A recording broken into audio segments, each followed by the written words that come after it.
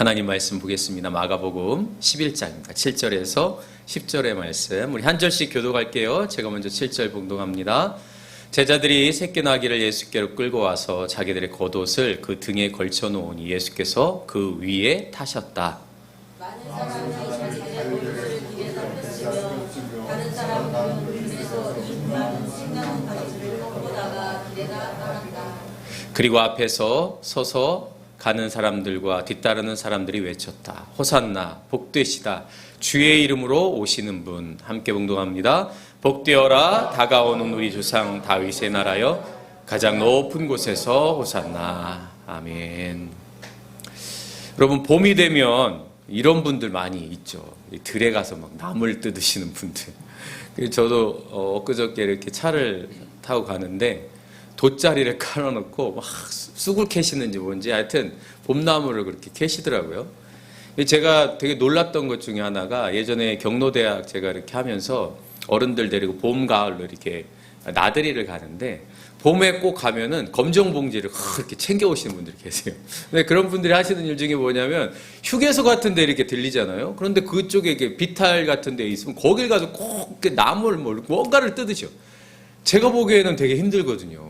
그게 비탈 졌으니까 위험하기도 하잖아요. 그런데 오실 때는 막 아이고 이러시다가 나물 뜰 때는 얼마나 신나게 뜯으시는지, 그리고 또 내려오셔서는 또 아이고 이러면서 또 차를 타세요. 그 모습 보면서 야, 저분들은 대단하시다 그런 생각을 한 적이 있었는데, 이 봄은 이 나물만 봐도 힘이 솟나 봐요. 그래서 봄나물 여러분 입맛을 돋게 하고, 그렇죠? 또 영양소, 비타민 같은 것도 많아가지고 봄나물로 이렇게 채소 같은 것도 하고 하는데, 이 나물뿐만 아니라 새순도 이렇게 무쳐 먹잖아요. 그 중에 맛있는 거 뭐 있습니까? 이 두릅, 그죠? 두릅. 예. 저희 삼촌 작은 아버지가 이제 시골에 계시는데 거기에 두릅나무 몇 개 있어요. 근데 이 두릅이 필 때면 꼭 누군가 와서 따간대 먼저. 그래가지고 제가 언제 갔었는데 화가 나셔가지고 CCTV를 달아야 될지, 자기가 누군지는 알겠는데 이게 심증은 있는데 물증이 없잖아요. 그러니까 뭐라고도 못하고 이 두릅 자기는 한 번도 먹지 못했다 그러면서 속상해 하시더라고요. 근데 이 두릅도 맛있지만 가시오가피 순도 맛있습니다. 가시오가피. 근데 우리 교회 앞에 이 가시오가피가 나무가 있잖아요. 여러분 이거 보시면 이게 가시오가피입니다. 그래서 지금 막 이제 새순이 막 돋거든요. 근데 제가 지난 화요일 날 여기 앉아서 이제 아침에 제가 보통 아침에 좀 일찍 일어나면 반석천 한번 뛰고 그 다음에 여기 와서 혹시 뭐 설거지 안 한 거 있으면 설거지 하고 그렇게 하고 아침을 이제 여기서 먹거든요. 근데 아침을 여기서 먹고 있는데 저쪽에 나무가 흔들리는 거예요. 그래가지고 제가 유심히 보니까 한 아주머니가 저기 뜯고 계신 거야. 가시오가피의 순을. 그래도 교회고 또 그러니까 얼마나 뜯고 가시겠지. 그런데 제가 먹고 있는데 그게 밥 끝까지 먹고 있는데 아직도 뜯고 계시더라고요. 근데 속에서 점점 이제 제가 속이 상하고 막 불화가 막 이렇게 확 이렇게 올라오기 시작하는 거예요. 제가 가서 말을 해야 될까 말까. 그래서 한 번은 저 문을 이렇게 해서 나갔습니다. 그래서 이렇게 보니까 개 한 마리를 딱 들고서 계속, 그러니까 한쪽 주머니가 다 차니까 한쪽 주머니에다 또 넣으시더라고요. 그래서 참 사람이 욕심이라는 게 조금 그 정도 따셨으면 드실만 할 텐데 하면서 이런 생각을 하면서 제가 이런 생각이 드는 거예요. 여러분, 저 가시오가피 제가 심은 게 아닙니다. 원래 거기서부터 있었던 거거든요. 그러니까 10년 전부터 있었던 거예요. 제가 걸음 한 번 준 적 없습니다. 그냥 나무가 있고 때가 되니까 새순이 돋는 거죠. 저는 한 거 아무것도 없거든요. 그런데 여러분, 그분이 와서 새순을 뜯으니까 속이 상하는 거예요. 나는 아무것도 한 게 없는데. 그래서 제 마음에, 야, 민수야, 네가 한 게 아무것도 없는데 너 왜 속에서 이렇게 화가 나냐? 너 뭐 먹을 생각도 안 한 거고 그냥 네가 가지치기 뭐 한번 했을까 말까. 그런데 근데 그런 마음에, 제 마음에 그런 이중적인 마음이 들더라는 거죠. 그러면서 저하고 비슷한 마음을 품은 성경에 인물이 한 명 있습니다. 누구냐면 요나예요, 요나. 여러분 요나는 제가 뭐 몇 번 말씀드렸죠. 요나는 아주 독특한 사람입니다.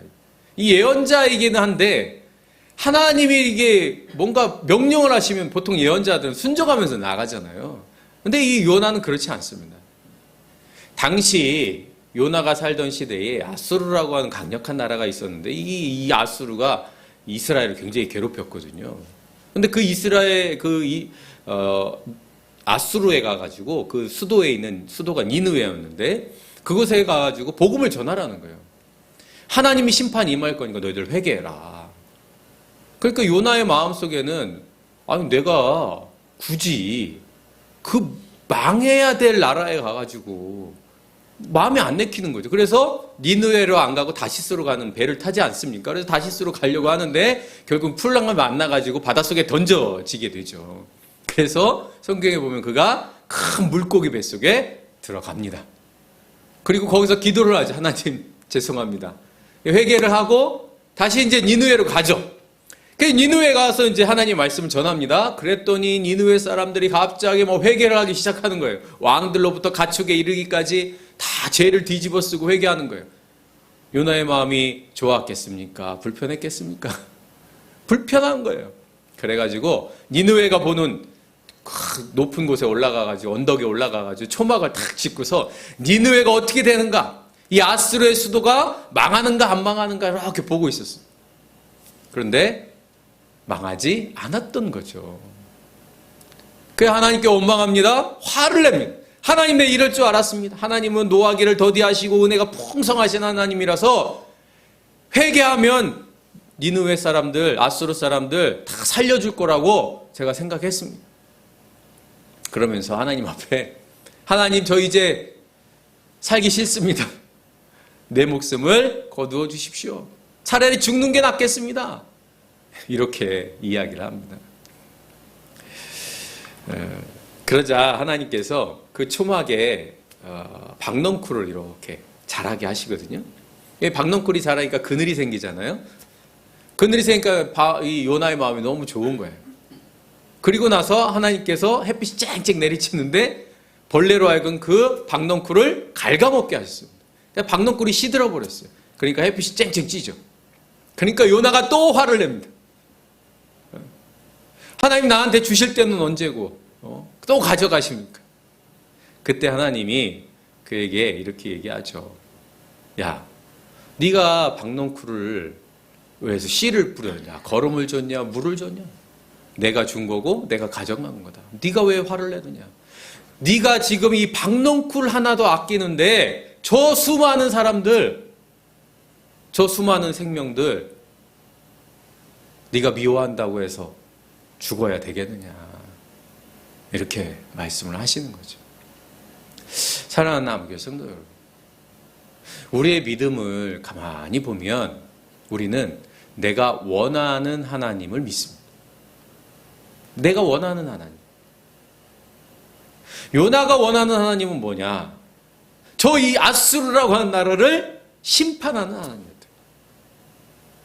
우리 이스라엘 사람들을 괴롭히는 저 아수르가 멸망했으면 좋겠다는 거죠. 여러분 우리도 그런 마음 들죠. 원수 같은 사람들, 괴롭히는 사람들. 그게 내가 원하는 하나님이었고 요나가 원하는 하나님이었어요. 그런데 요나가 알고 있었던 하나님은 어떤 하나님입니까? 은혜가 많으시고 노하기를 더디하시고 회개하면 용서하는 하나님이었어요. 다시 말하면 요나가 아는 하나님과 요나가 원하는 하나님이 이게 간극이 있는 거예요. 여러분 우리도 마찬가지 아닙니까? 말씀을 통해서 듣는 말씀을 통해서 우리가 생각하는 하나님과 내가 살아가면서 경험하게 되어지는 그래서 내가 원하는 하나님의 간극이 생겨요. 문제는 내가 원하는 하나님, 그 하나님을 진짜 하나님이라고 생각하는 거예요. 그러니까 나의 세계 안에 하나님을 가두게 되어지죠. 나의 가치와 기준과 사고의 틀 안에 하나님은 이런 분이야 라고 생각합니다. 그런데 여러분, 하나님은 우리의 생각과 우리의 사고의 틀에 갇혀 계신 분이 아니죠. 이스라엘의 역사에서도 보면 하나님은 언제나 크신 하나님이었고 우리의 한계를 넘어서는 하나님이었고 우리가 꿈꾸는 세상에 너머에 계신 하나님이었어요. 그럼에도 불구하고 우리 인간은 늘 내가 원하는 하나님을 진짜 하나님이라고 생각합니다. 오늘 종려주일인데 이 종려주일 이스라엘 사람들이 예수님이 예루살렘에 쭉 들어오시잖아요. 그러니까 종려나무 가지를 흔들면서 예수님을 환영했던 거죠. 이제 며칠 있으면 예수님께 십자가에 달리신단 말이에요. 그런데 이 사람들이 바랬던 예수는 어떤 예수냐? 다가오는 우리 조상 다윗의 나라요 라고 고백합니다. 다시 말하면 이 사람들이 원했던 예수님은 이스라엘 백성들을 로마로부터 독립시키고 다윗의 전성시대를 이끌었던 그 영토와 주권과 강력한 군대와 힘이 있는 나라, 그런 나라를 바라보면서 예수님이 그러한 것을 이끌어가는 사람이기를, 그러한 하나님의 아들이기를 바랬던 거예요. 그들은 그러한 하나님을, 그러한 예수님을 믿었던 것이죠. 그런데 예수님이 그들을 배신하잖아요. 십자가에 달려버립니다. 여러분, 우리의 기대가 무너졌을 때 여러분 얼마나 배신감이 들 거예요? 가장 큰 배신감이 자녀 아닙니까? 자녀. 네? 우리가 자녀에 대한 기대가 막 있는데 이 자녀가 부모의 기대를 배신했을 때 부모는 상심하고 낙심하고 미움이 더 커진단 말이죠. 그래서 종려나무를 가지를 흔들었던 이 사람들이 예수님께서 십자가에 달리자마자 그래서 정말 힘없이 채찍에 맞고 무너지는 모습을 보면서 마음속에 증오가 생깁니다. 미움이 생깁니다. 군중심리가 점점점 몰아치면서 십자가에 못 박으라고 소리치기 시작합니다. 내가 믿는 예수님과 내가 아는 예수님, 그 간극 사이에서 그들은 큰 실수를 범하고 있는 거죠. 사실 우리가 갖고 있는 믿음도 이러한 상황이 있습니다. 우리의 믿음이 어떤 믿음이냐, 내가 믿는 믿음이 과연 어떤 믿음이냐, 우리는 십자가를 바라보면서 나의 믿음이 어떤 믿음인지 볼 수 있어야 한다. 첫째는 내가 원하는 하나님을 믿는 믿음이에요. 내가 믿는 하나님, 나의 경험, 나의 지식 또는 나의 생각, 그 안에 예수님 하나님을 가두어 놓고 늘 그것만 바라보는, 그래서 요나처럼 내 기대에 차지 않으면 예수님을 못 박으라고 했던 군중들처럼 내 생각과 다르면 또 내 기대에 부응하지 못하면 언제든지 뒤돌아서고 배신하고 나갈 수 있는 사람들. 여러분, 예수님의 제자들도 마찬가지 아닙니까? 왜 예수님의 제자들이 예수님의 십자가에 못 박히시는 걸 반대하고 그런 일은 절대 일어나면 안 된다고, 내가 목숨을 바쳐서도 막을 거라고 그랬겠습니까? 그들이 막 예수님을 너무나 사랑해서? 그것보다는 그들이 믿고자 하는 예수님이 있었던 거예요. 우리도 상대방에 대한 생각을 하면서 내가 생각하는, 내가 기준으로 잡는 사람들의 모습이 있잖아요.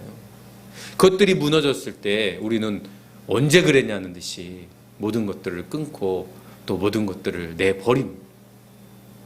많은 사람들이 믿음을 그렇게 생각하죠. 그래서 왜곡하고 변질되어지고 그 믿음이 자신을 살리기보다는 오히려 자신을 더 무너지게 하는 경험들을 하게 합니다. 사랑하는 남우교회 성도 여러분, 우리의 믿음이 나의 세계를 더욱더 견고하게 하는 믿음이 되어진다면 여러분, 그것은 진정한 믿음이라고 할 수 없습니다. 오히려 진정한 믿음은 나의 세계를 무너뜨리는 믿음이에요. 여러분, 그런데 나의 세계가 무너진다고 하는 것이 얼마나 두려운 일입니까? 내 가치와 기준이 무너지는 그 경험들을 한 사람들이라면 그것들이 얼마나 두려운 일인지 우린 너무나 잘 압니다. 그럼에도 불구하고 우리의 믿음은 내가 원하는 하나님을 믿는 믿음이 아니라 예수를 통해 보여주는 하나님을 믿어야 된다. 여러분, 우리는 예수님을 통해서 보여지신 하나님을 믿는 겁니다.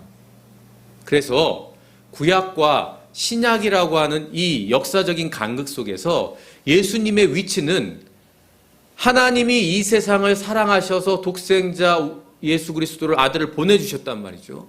그를 통해서 이 세상을 구원하신다. 다시 말하면 하나님의 창조 시대의 그 하나님의 모습이 이스라엘 백성들과 함께하면서 왜곡되어지고 변질되어지고 그들의 세계 안에 갇혀져 있었던 거예요. 그런데 예수님께서 오셔서 하나님의 모습은 그런 모습이 아니라는 거죠. 그들이 가지고 있었던 세계를 깬 겁니다. 이스라엘 백성들은 생각합니다. 구원은 이스라엘 백성들에게만 있는 거죠.